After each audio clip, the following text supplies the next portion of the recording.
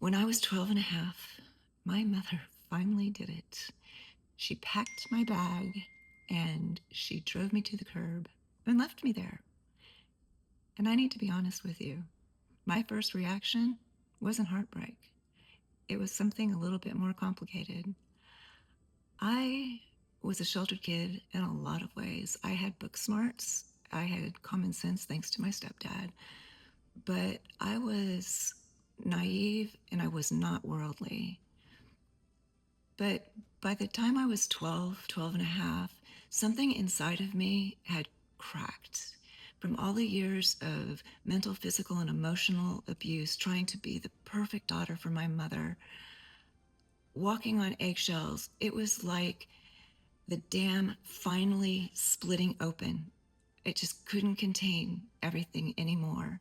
So when she drove off that day, I didn't know how to process it. At first, I thought she was gaslighting me. Is this really happening? Is she actually leaving me here? And then the adrenaline hit.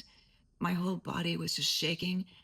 I, I was angry, not a rebellious type of angry, but the kind of anger a child feels when she can clearly see that the person who's supposed to care for her doesn't care and doesn't want to protect them. But then something unexpected happened. After all the shock and the fear and the shaking, I took a breath, a deep, unfamiliar breath. Like the noise around me finally stopped. The noise inside me stopped, and the hand that was on my neck was finally gone. I didn't know what freedom was, but I had tasted it for the first time right there on that curb. I didn't know where I was going to sleep. I didn't know how I was going to survive, but I knew something had shifted. Bev and Susan, my foster mom and her daughter, which was also my best friend, had been watching my home life unravel for a while, and they saw the yelling, they saw the abuse, and they knew the truth. So when they heard what had happened, they opened their front door to me and they let me in. And I walked into their house and I felt peace for the very first time. It was an unfamiliar foreign peace, but it was a safe peace. And later, I realized something, that I had cried out to God so many nights, sobbing on my pillow, asking him why he put me on this earth just to suffer and to be beaten and abused.